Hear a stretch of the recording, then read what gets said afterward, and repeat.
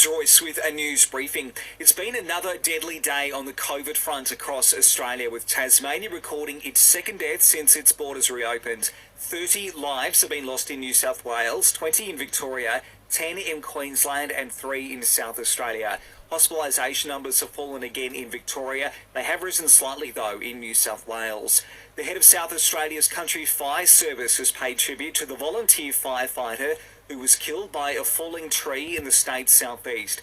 44-year-old Royce had been with the CFS for 28 years. Chief Mark Jones says his thoughts are with her family and her colleagues. And whilst no words can ease the raw pain we currently endure, the love, respect and support of fellow emergency responders and all Australians help us to remember the special place the Country Fire Service holds. The Federal Health Minister says changes to the testing requirements to get into Australia are in line with how we're now dealing with COVID.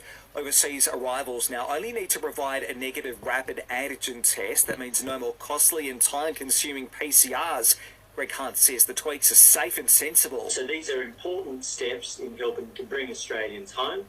It recognises the global reality of a more infectious but less severe strain in terms of the Omicron variant. And more aid is arriving in Tonga in the wake of last week's tsunami, with plane loads of water, food, shelter and hygiene supplies from both Australia and New Zealand touching down. For back to school, the Athlete's Foot is your partner in fit. Get 20% off Clarks, Harrison and Rock formal school shoes in store or online at theathletesfoot.com.au. The third round action continues at the Australian Open, with Perth's Madeline Inglis facing Estonia's Kaia Kanepi shortly. Meantime, America's Danielle Collins has levelled her third round match against Denmark's Clara Thorsen. Tonight, Alex de Minaur is on centre court up against Spain's Pablo Andujar.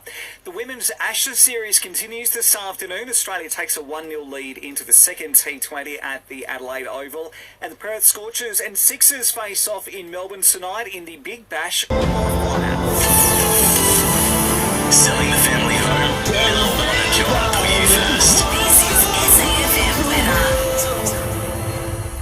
A sunny day on the Limestone coast with a top of 37 degrees and some light winds. Tomorrow, partly cloudy, a top of 36, low of 20. The Listener app is the new home of your local news. Join now to listen live or on demand.